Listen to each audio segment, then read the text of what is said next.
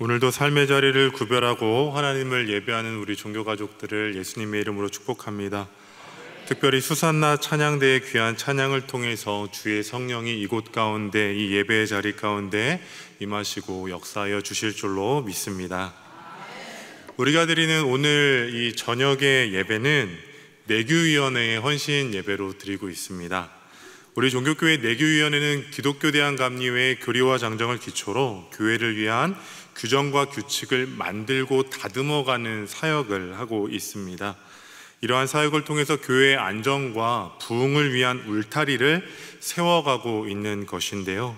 이 시간 하나님 나라와 교회를 위해 헌신하는 내규위원회의 사역과 가정 가운데 하나님의 크신 은혜가 있기를 간절히 소망합니다. 개인적으로 오늘 예배의 말씀을 준비하면서 가장 먼저 확인한 것이 있었습니다. 그것은 내규라는 단어에 대한 사전적인 정의였습니다. 내규에 대한 바른 이해가 있어야 오늘 말씀을 잘 준비할 수 있겠구나라고 생각했기 때문인데요. 그래서 인터넷을 통해서 내규에 대해서 검색해 봤습니다. 그랬더니 내규에 대한 사전적 정의는 이러했습니다. 어떤 개별 단체나 조직에서 그 실정에 따라서 내부에서만 시행할 목적으로 만든 규정이 바로 내규에 대한 사전적 정의였습니다. 그러니까 우리 종교교회의 내규라고 한다면요, 우리 교회의 상황에 따라서 만들어진 규정과 규칙이 시행되어지는 것들이라고 이해할 수 있겠죠. 그런데 대부분의 사람들은요, 법, 규정, 규칙이라는 단어를 들으면 사실 기뻐하지는 않습니다. 이러한 단어들이 어렵다라고 생각되어지기 때문이죠. 법, 규정, 규칙과 같은 단어들을 듣게 된다면 왠지 불편하고 부담스럽게 여겨지기 때문입니다. 그래서 사람들 가운데는 이런 이야기를 하는 사람들도 있습니다. 아니, 왜 교회 공동체의 법이 필요하고 왜 교회 공동체의 규칙이 필요하냐라는 것이죠. 은혜로 다 이야기될 수 있는 교회 공동체 가운데 왜 굳이 교리와 장정이나 내규를 만들 필요가 있냐라는 것입니다. 그러나 교회의 법과 내규, 그리고 우리가 따르는 교리와 장정은 사실 교회와 성도들을 제한하거나 통제하려는 장치가 아닙니다. 오히려 법, 교리와 장정, 내규는 교회 공동체가 이 땅 가운데 안정되게 세워지고 성도들이 안정된 신앙생활을 할 수 있도록 돕는 수단이 된다라는 것이죠. 그렇기 때문에 우리 교회의 내규 역시도 우리 종교교회가 건강하게 세워지고 우리 교회의 사역들이 원활하게 이루어지고 우리 성도들이 신앙적 삶을 더욱 풍성하기 위한 신앙적 질서임을 반드시 기억해야 합니다. 따라서 이 시간 우리가 헌신 예배를 드리면서 내규위원회를 축복할 때에 종교가족 모두가 내규위원회의 사역이 잘 이어질 수 있도록 중보하고 기도하며 응원해 주시기를 다시 한번 부탁을 드립니다. 그럼 이제 오늘 본문 말씀을 살펴보면요, 오늘을 살아가는 우리와 교회에만 따라야 될 법이 있었던 것이 아니라 구약시대의 하나님의 백성들도 반드시 따르고 지켜야 할 법이 있었다라는 것을 알 수 있습니다. 우리가 다시 한번 본문 1절의 말씀을 읽어보면 좋겠는데요, 본문 1절의 말씀 한 목소리로 함께 읽겠습니다. 하나님이 이 모든 말씀으로 말씀하여 이르시되 아멘. 아니, 지금 구약의 시대에 하나님의 백성들이 따라야 할 법이 있다 했는데 1절 말씀에 법이라는 단어가 나올까요? 안 나올까요? 네, 결코 나오지 않습니다. 우리가 1절에서 주목해야 될 표현은 이겁니다. 이 모든 말씀으로. 하나님께서 하나님의 백성들에게 말씀하세요. 무엇으로 말씀하셨습니까? 이 모든 말씀으로 말씀하셨다는 거예요. 그렇다면 1절에서 이야기하고 있는 이 모든 말씀이란 무엇을 의미하는 말씀일까요? 넓은 의미에서 이 모든 말씀이라는 표현을 생각해 본다면요, 이스라엘 백성들이 광야 생활을 하고 시내산에 도착했을 때 하나님께서 이스라엘 백성들에게 선언하신 하나님의 말씀이 이 모든 말씀입니다. 그리고 이 모든 말씀을 오늘 본문인 출애굽기 20장에서 살펴본다면 우리가 시간 관계로 인해서 다 읽지는 않았지만 출애굽기 20장 3절로 17절까지의 기록된 말씀이 본문 1절에서 말하고 있는 이 모든 말씀이 된다라는 것이죠. 조금 정리가 되셨을까요? 이 모든 말씀이 뭐라고요? 시내 산에서 하나님께서 하나님의 백성들에게 선언하신 말씀, 그리고 우리가 읽지는 않았지만 출애굽기 20장 3절로 17절까지에 기록되어 있는 말씀들이 바로 1절에서 말하고 있는 이 모든 말씀이라는 겁니다. 그렇다면 출애굽기 20장 3절로 17절까지의 말씀에서는 무엇을 기록하고 있을까요? 질문입니다. 무엇을 기록하고 있을까요?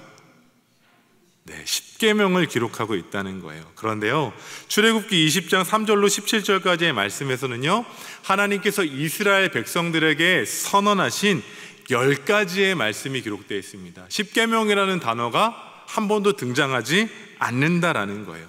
하나님의 백성된 이스라엘이 따르고 지켜야 될 법과 규정과 규칙에 있어서 가장 핵심이 되는 10가지의 말씀이 3절로 17절까지의 말씀에 기록되어 있습니다. 그리고 우리는 편의상 이 10가지의 말씀을 십계명이다라고 부르는 것이죠. 아마 우리 종교교회 성도님들은 3절로 17절까지의 말씀을 읽지 않아도 십계명에 대해 이미 잘 알고 계실 줄로 믿습니다. 그렇다면 하나님께서 선언하신 이 십계명의 말씀을 삶 가운데 살아내고 계실까요? 네, 스스로 한번 생각해 보면 좋겠습니다. 하나님께서 선언하신 이 10가지의 말씀을 우리의 삶으로 잘 살아내고 있는가, 우리 스스로 한번 생각해 보면 좋겠습니다. 사실 십계명을 우리의 삶으로 살아내는 것은 결코 쉽지 않습니다.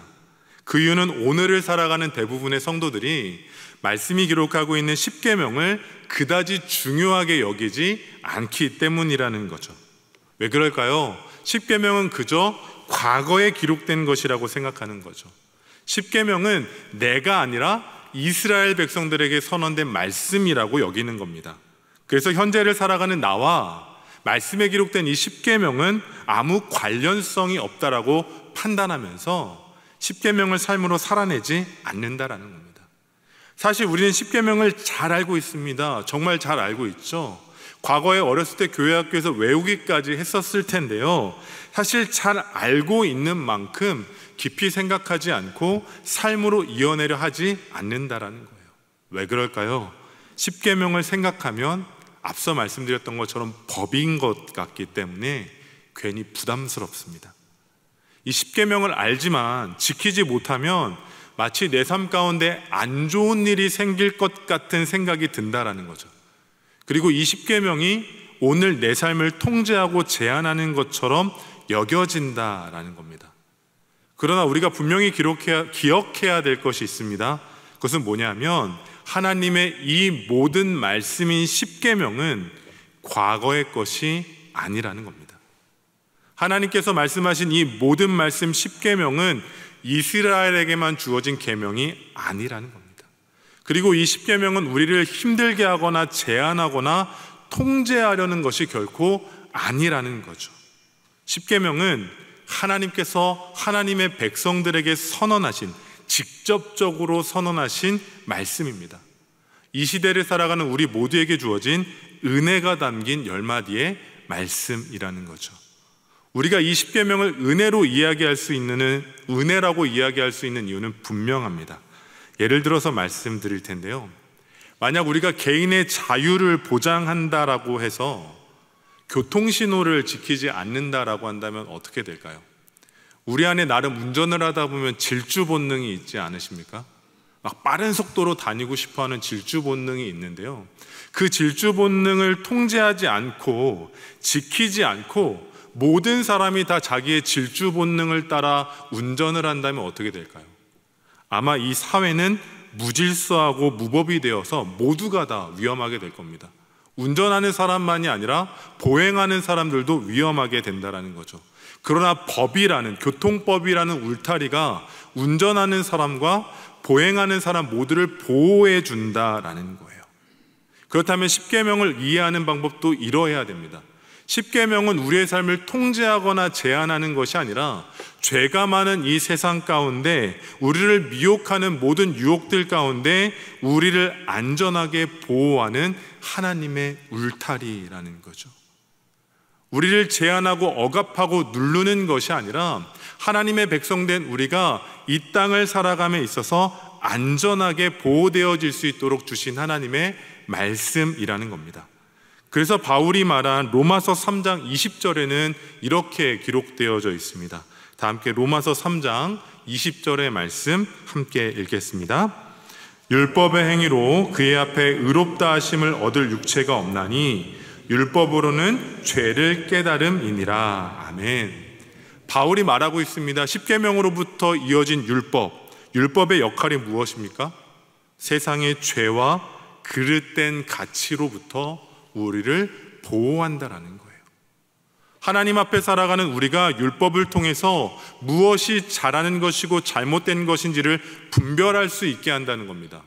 율법이 우리를 통제하는 것이 아니라 문제가 있다면 그 문제를 깨닫게 한다라는 것이죠. 그리고 하나님의 백성된 우리가 하나님께서 기뻐하시는 삶이 무엇인지를 알도록 삶의 방향을 인도하는 것이 율법의 역할이라는 겁니다. 이처럼 십계명, 하나님의 말씀, 율법의 존재 이유는요, 우리를 징계하거나 처벌하기 위해서 만들어진 것이 아닙니다. 십계명을 지키지 않고 율법을 지키지 않고 하나님의 말씀을 지키지 않으면 심판하고 징계하기 위해 만들어진 것이 아니라는 거죠. 십계명과 율법, 하나님의 말씀은 하나님의 백성들이 정체성을 회복하고 하나님의 백성다운 삶을 살 수 있도록 선언해 주신, 베풀어 주신 하나님의 말씀입니다.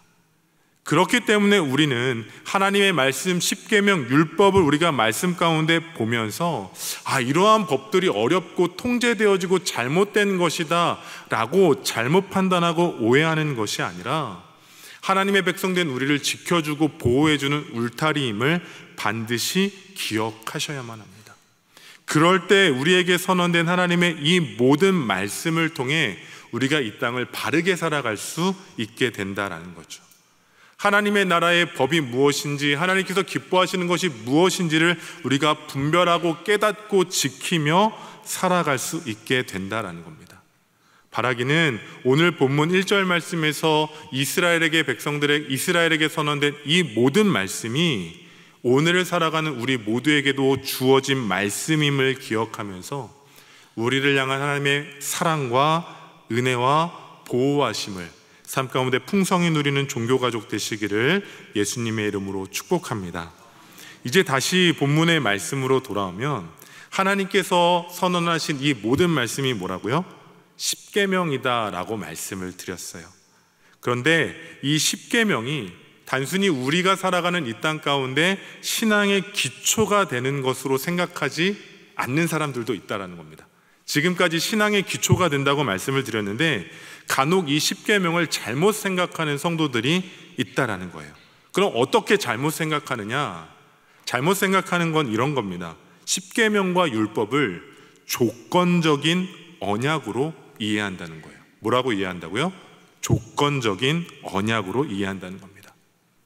하나님께서 주신 말씀을 지키면 복을 받고 하나님께서 주신 말씀을 지키지 않고 벗어나면 심판을 받는다는 거예요. 그리고 어떤 사람들은 이렇게 오해를 합니다. 목사님, 십계명은 이제 불필요한 거예요 라고 말씀하세요. 왜 그럴까요? 예수님께서 이 땅에 오심을 통해서 십자가를 통해 우리가 대속을 받았고 구원을 받았기 때문에 이제 십계명은 필요하지 않다라는 거예요. 그리스도인된 우리는 어떤 계명과 규칙을 지킴을 통해서 구원받는 것이 아니라 예수 그리스도를 믿는 믿음으로 구원받기 때문에 지켜야 될 십계명은 필요하지 않다라는 것이죠. 그런데 이러한 논리들은 십계명과 복음을 오해하는 것에서 시작된 겁니다. 복음서를 보면 예수님께서 율법에 대해 언급하신 말씀이 있는데요. 다 함께 마태복음 5장 17절의 말씀 함께 읽겠습니다. 마태복음 5장 17절의 말씀입니다. 시작. 내가 율법이나 선지자를 폐하러 온 줄로 생각하지 말라. 폐하러 온 것이 아니요 완전하게 하려 함이라. 아멘. 예수님께서 이 땅 가운데 오셨습니다. 그런데 예수님께서 이 땅 가운데 오셨음에도 하나님께서 주신 율법은 여전히 유효하다라는 거죠. 율법이 없어진 것이 아니라 계속 여전히 유효하다라는 겁니다. 예수님께서 이 땅에 오신 이유는 이 율법들, 하나님의 말씀들을 폐하러 오신 것이 아니라 그 율법을 완성시키기 위해 오셨다라고 선언하신 거예요. 그렇다면 우리는 십계명을 어떻게 이해해야 할까요? 우리는 이 십계명이 선언되기 전에 바로 전 상황을 이해해야 하는데요. 다 함께 출애굽기 20장 2절, 오늘 본문 2절 말씀도 함께 읽어보겠습니다. 본문 2절의 말씀입니다. 시작. 나는 너를 애굽 땅 종되었던 집에서 인도하여 낸 하나님 여호와이니라. 아멘. 지금 2절 말씀이 선언된 곳은 어딜까요? 지금 조금 헷갈리실 수도 있으니까 조금 천천히 가겠습니다. 오늘 본문 2절의 말씀이 선언된 장소가 어디일까요? 어디일까요? 네, 우리 수산나 찬양대는 알고 계신 것 같아요. 지금 이 말씀이 선언된 곳은요, 이스라엘 백성들이 애굽에서 출애굽한 이후에 광야를 지나면서 머물게 된 시내산 아래였습니다. 하나님께서 광야를 지나고 있던 이스라엘 백성들에게 시내산 아래서 십계명의 말씀을 주셨다라는 거예요. 자기를 이렇게 선언하셨습니다. 내가 너네를 인도하여 낸, 애굽에서부터 인도하여 낸 하나님이라고 선언하셨어요. 하나님께서는 이스라엘 백성들에게 자신을 내가 너희를 애굽에서 인도하여 낼 미래형적인 하나님이 아니라 이미 너희들을 애굽에서 인도하여 낸 하나님이라고 선언하셨습니다. 그리고 십계명의 말씀을 주셨다라는 거예요. 이 순서를 잘 생각하셔야 됩니다. 하나님께서 십계명을 주시고 그것을 지켰을 때 애굽 땅에서 구원하신 것이 아니라 하나님께서 애굽에서 이스라엘 백성들을 구원하시고 광야를 지나는 시내산 아래서 하나님의 말씀인 십계명을 주셨다라는 거예요. 하나님께서 이 모든 말씀인 십계명을 주신 이유는 이스라엘 백성들이 구원받을 조건으로 주신 것이 아니라 이 모든 말씀인 십계명을 주신 이유는 이미 구원받은 이스라엘 백성들이 하나님의 백성으로 어떤 삶을 살아내야 할지 알려주신 기준이 되었다라는 겁니다. 구원의 조건이 아니라 구원받은 백성들의 삶의 기준이 되었다라는 거예요. 지금까지 우리는 구약의 율법을 지킬 때 구원받는 것이라고 오해했습니다. 하지만 십계명과 율법은요, 지킬 때 구원받는 것이 아니라 이미 하나님의 은혜로 구원받은 하나님의 백성들이 살아낼 거룩한 삶의 기준이 되어졌다라는 거예요. 그렇기 때문에 우리는 십계명을 과거의 것으로 치부해서는 안 됩니다. 우리가 십계명을 묵상하면서 기억해야 될 것은 이스라엘을 향한 하나님의 한없는 은혜가 주어졌고 거룩한 백성의 삶을 사는 그 조건이 던져졌다면 우리 또한 복음으로 구원받았기 때문에 이제는 거룩한 삶을 살아야 하고 그 거룩한 삶을 살기 위한 방편 중에 하나가 십계명이 될 수 있다라는 거죠. 그렇기 때문에 하나님께서 주신 이 모든 말씀, 하나님의 법, 십계명과 율법은 과거의 것이 아니라 오늘을 살아가는 우리의 삶의 기초가 되어야 한다라는 겁니다. 조건이 아니라 선물이고 은혜이고 사랑이라는 것이죠. 그 율법을 볼 때 법과 규칙, 그래서 우리를 제한하거나 통제하는 것이 아니라 죄로부터 자유함을 얻은 하나님의 백성된 우리에게 거룩한 삶이 무엇인지를 이야기하고 있는 하나님의 말씀이다라는 사실입니다. 그래서 우리가 이 말씀을 더욱 정확하게 알기 위해서는 출애굽기 19장의 말씀을 되짚어 보아야 하는데요. 출애굽기 19장의 말씀을 보면 하나님께서 이스라엘 백성들을 향해 이렇게 말씀하셨어요. 뭐라고 말씀하셨는가 하면 이스라엘을 향해서 너희는 내 소유다, 제사장 나라다, 거룩한 백성이다 라고 말씀하셨습니다. 그리고 나서 십계명을 주신 거예요. 십계명을 먼저 주시고 내 소유가 되고 제사장 나라가 되고 거룩한 백성이 되는 것이 아니라 이미 은혜와 사랑으로 소유 삼으시고 제사장 나라 삼으시고 거룩한 백성 되게 하신 하나님께서 이제 너희가 하나님의 법 아래 살아가기 위해선 이 모든 말씀인 십계명과 율법을 따라 살아갈 때 거룩하게 되어진다라는 말씀입니다. 그렇기 때문에 우리는 성경에 있는 그 앞에 있는 그 십계명의 말씀을 그저 과거의 것으로 치부하는 것이 아니라 오늘 내가 살아내야 하고 오늘 내가 지켜야 하는 하나님의 법임을 기억하셔야만 한다라는 거죠. 바라기는 오늘을 살아가는 하나님의 백성된 우리가 하나님의 말씀으로부터 거룩한 정체성을 회복해 가기를 원합니다. 하나님께서 선언하신 계명을 통해 법들을 통해서 우리가 세상을 살아감에 있어 좌로나 우로나 치우치는 것이 아니라 하나님께서 제시하신 그 거룩한 삶의 길을 걸어갈 수 있는 종교가족 되시기를 예수님의 이름으로 축복합니다. 그리고 이 말씀이 나를 구원받게 할 조건이 아니라 이미 베풀어 주신 그 하나님의 사랑 가운데 살아내야 될 삶의 방향성임을 깨달아 알아 이 말씀을 특별히 십계명을 깊이 묵상하며 우리를 향한 주의 마음을 발견할 수 있는 종교가족 되시기를 간절히 소망합니다. 그럼 우리가 십계명을 왜 다시 한번 주의 깊게 생각해야 되는가? 오늘 이 시대는요, 사람들이 포스트 모던 시대라고 이야기합니다. 이 포스트 모던의 시대는 뭘까요?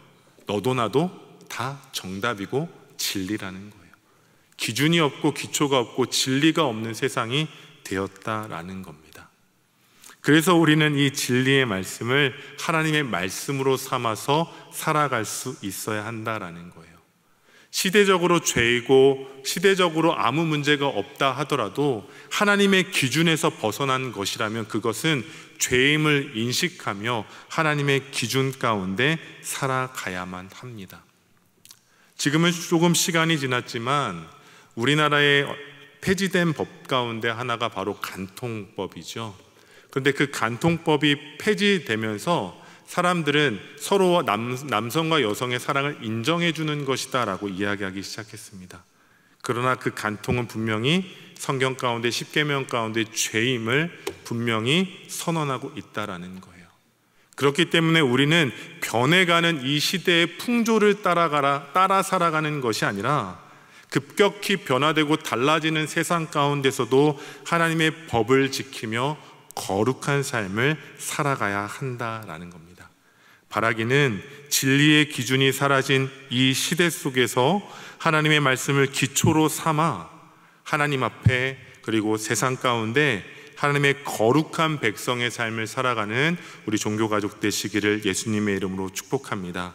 그리고 하나님의 뜻과 하나님의 진리를 기초로 삼아 우리 내기위원회의 그 활동이 종교교회를 더욱 든든히 세워가고 거룩한 사역을 이어갈 수 있는 질서가 되어지기를 예수님의 이름으로 축복합니다.